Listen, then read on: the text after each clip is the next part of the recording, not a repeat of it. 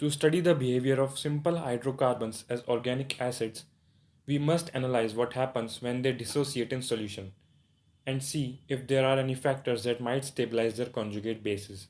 Like we saw in case of simple acids of the form HA,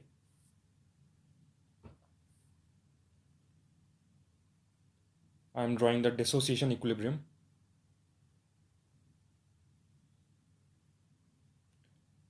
They simply lose a proton in their aqueous solutions and then we get the conjugate base A negative. And if this A negative is stable, then it implies that HA is a strong acid, otherwise it's a weak acid. So the analysis of acidic strength comes down to the stability of this anion A negative. Let's take the case of simplest hydrocarbon, methane, and its dissociation equilibrium.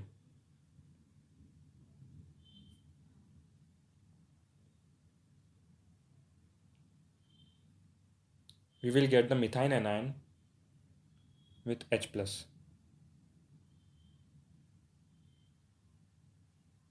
The methyl anion has a very simple structure in which carbon atom of electronegativity 2.5 is carrying a full-fledged negative charge with no source of charge delocalization. That means the conjugate base CH3 negative is not a very stable species and this makes methane a very weak acid. And that's why its pKa is very high, that is 48 it is found to be.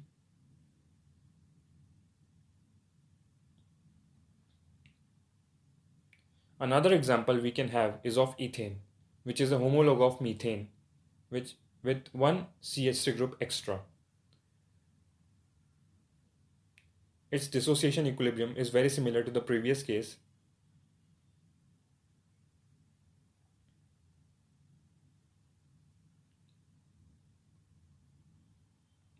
CH3 CH2 negative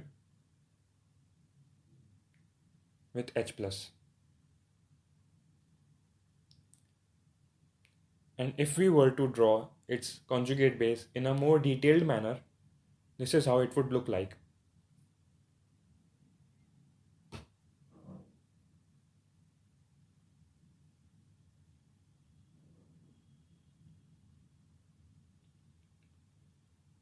The methyl group attached to the carbon bearing negative charge has a positive inductive effect and it is pushing electrons toward a carbon atom which already has a negative charge. Or you can say it is destabilizing the carbon ion. So ethane is a weaker acid than methane because methyl anion does not have any such electron supplying substituent and pKa value of ethane is found to be 50, which is higher than that of methane as expected.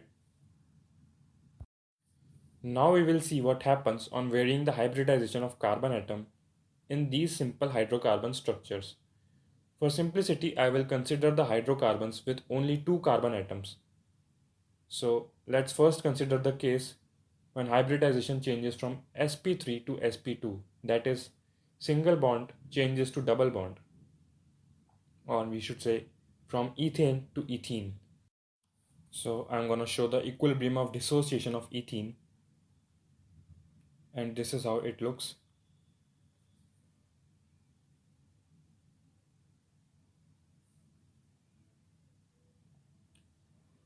I'm drawing the complete structure of the conjugate base, showing all the bonds.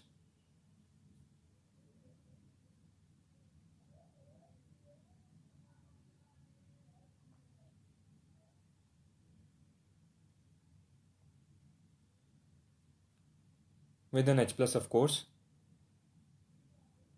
And for ethine, we have this equilibrium C2H2, or I am showing the complete structure.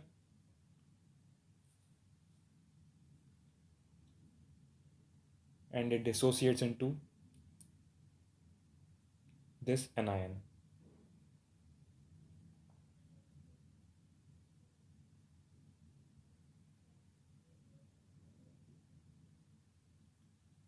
So we can see that moving from ethane to ethene to ethine, the hybridization is varying. In this case, it is sp3. Here it is sp2. And finally, Here it is sp.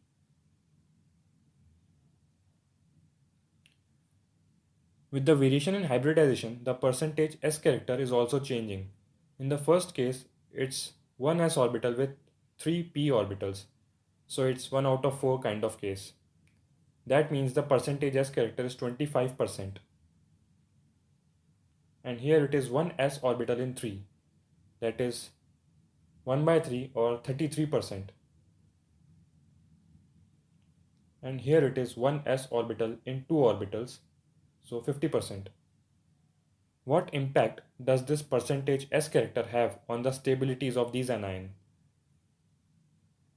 To understand that, we have to draw the diagrams of s and p orbitals.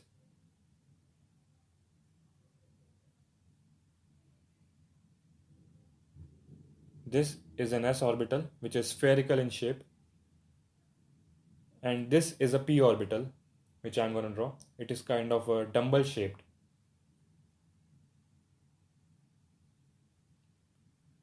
Comparing these two structures, we can conclude that s orbital is directionally more symmetrical as compared to the p orbital. Moreover, it has lower energy than the dumbbell shaped p orbital. So, higher the s character in a molecular orbital, better would be the capacity to hold the electron pair of the negative charge. This means that sp hybridized carbon has the highest capacity to hold electron pair because it has the highest percentage s character, and hence the order of acidic strength comes out to be ethyne, then ethene C2H4, and then ethane C2H6.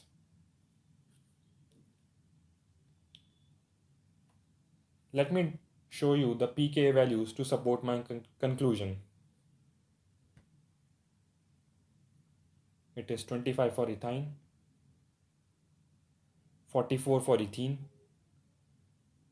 and 50 for ethane.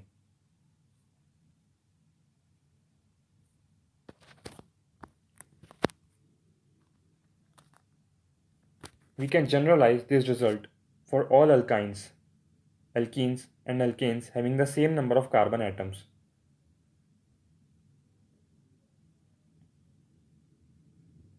Alkynes will have the highest acidic strength, then alkenes, and then alkanes.